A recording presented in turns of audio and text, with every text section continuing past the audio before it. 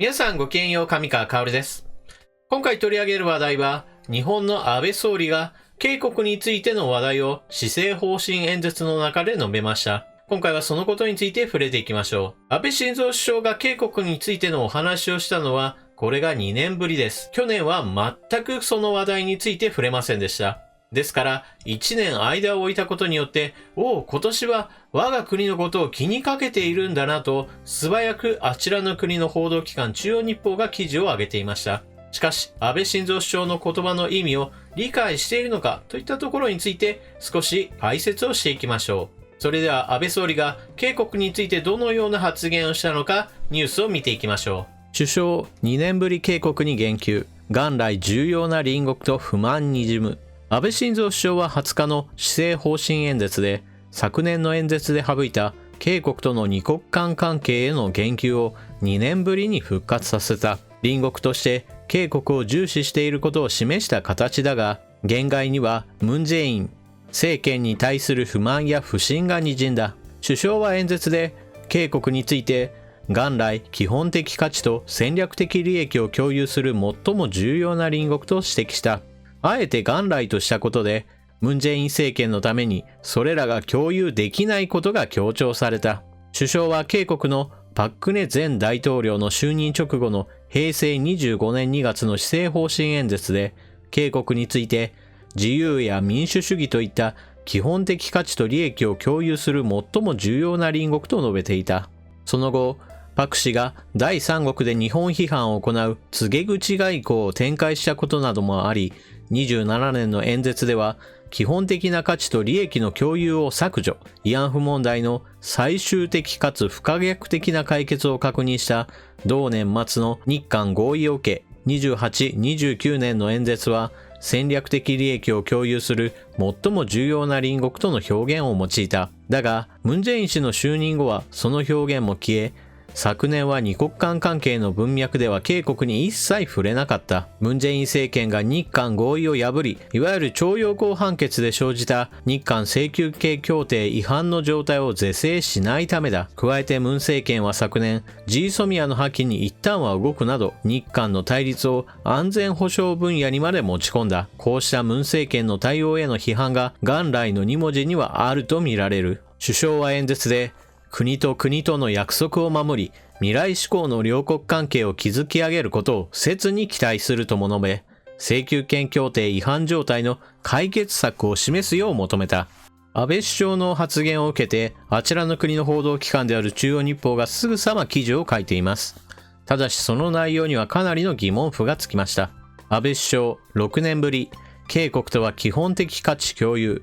なら約束守るべき。安倍晋三首相が20日、警告は元来基本的価値と戦略的利益を共有する最も重要な隣国とし、であればこそ国と国との約束を守り、未来志向の両国関係を築き上げることを切に期待すると述べた。安倍首相は北東アジアの安全保障環境が厳しさを増す中で、近隣諸国との外交は極めて重要となっているとし、このように述べた。安倍首相はこのように隣国との外交、すなわち近隣外交の重要性を強調し、ロシアや中国よりも警告に先に言及した。警告大法院の徴用判決と日本哨戒機に対する警告軍艦のレーダー照射問題などが重なった昨年の演説では、安倍首相は警告との関係に一切言及しなかった。日朝関係に関し、アメリカや警告など国際社会と連携するという部分で、警告という言葉が一度登場したのが全てだった。当時安倍首相は、警告に言及しなかったのは非難合戦のようになることは適切ではないと考えたためと釈明した。それに比べると今年の演説では警告を配慮した姿だ。元来という表現をつけたものの、警告について基本的価値と戦略的利益を共有すると表現を使った。基本的価値の共有は2014年以来6年ぶり、戦略的利益の共有は2017年以来3年ぶりに安倍首相の施政方針演説に登場した。昨年12月に中国で15ヶ月ぶりに正式首脳会談が行われるなど、両国関係においてわずかながら前向きな動きが影響を及ぼしたとみられる。しかし安倍首相は、であればこそ国と国との約束を守るべきとし、徴用問題の解決に向けて警告に圧力を加えた。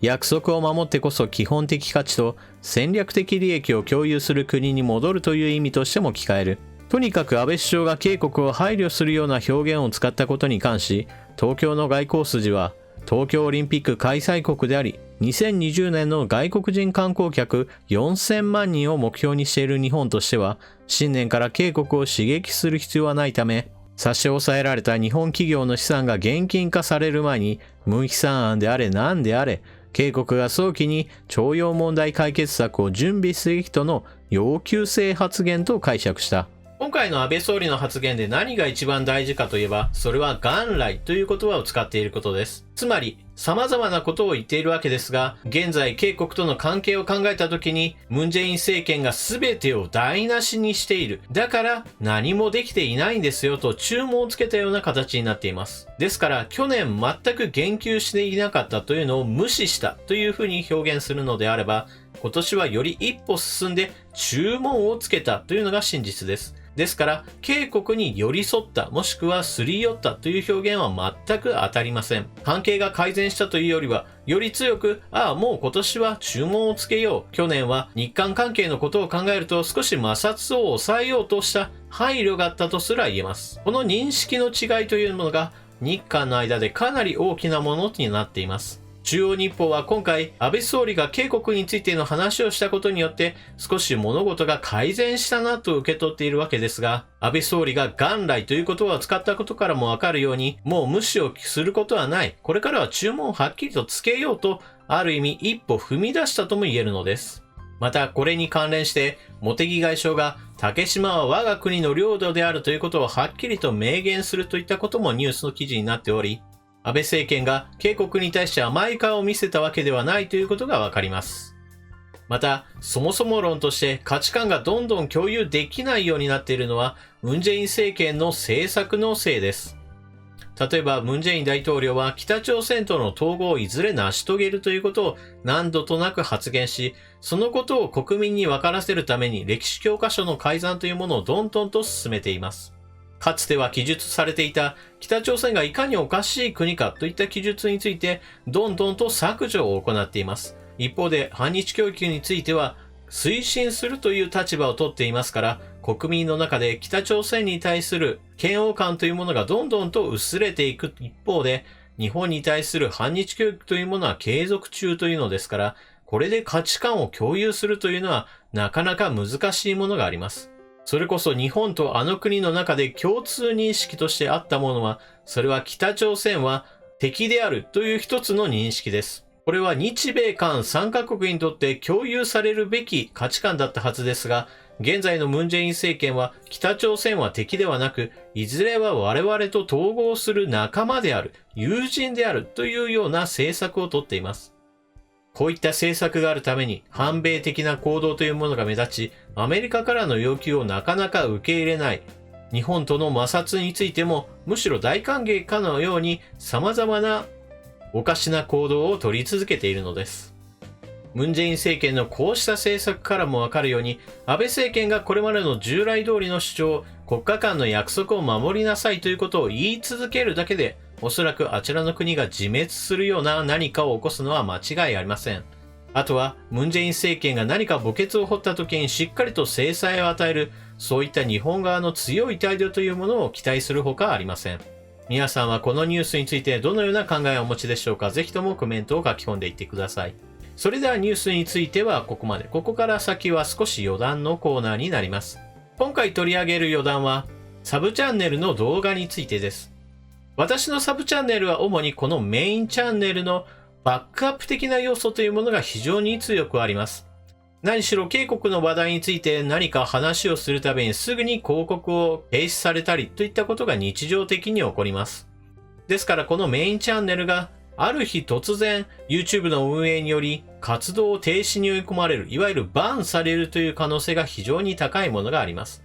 ですからサブチャンネルというのはそういった意味においていつでも代わりになるものではなくてはなりません。ただ同時にサブチャンネルを単なるバックアップとして持っているだけというのは非常にもったいないと考えています。ですからサブチャンネルで少し実験をどんどんとしていこうと思っています。では一体どのようなことをサブチャンネルで実験しようとしているかといえば、今受けている話題というものについて少し模倣していってみようという実験です。YouTube の中には何々をやってみたというジャンルが一つあります。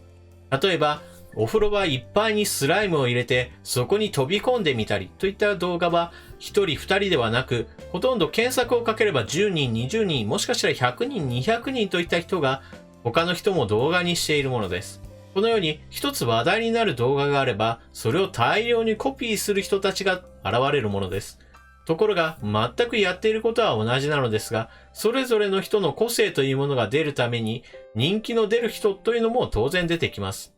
これは一つの歌にして例えれば、歌う歌詞によってバリエーションはたくさんあって、それぞれ楽しむことができるというのと似ているものがあります。A さんが歌った時と B さんの歌ったものでは、同じ曲を歌っているにもかかわらず、ファンが全く別々の層に分かれていることも別に珍しいものではありません。ですから、今 YouTube の中で、これは再生数を稼いでいるな。でも、多くの人がこれ簡単に真似できるよな、といったものについて、私も少しチャレンジしてみようかなと思っています。一体なぜそんなことをするかといえば、答えは簡単です。広告収入を狙ってみようという実験なわけです。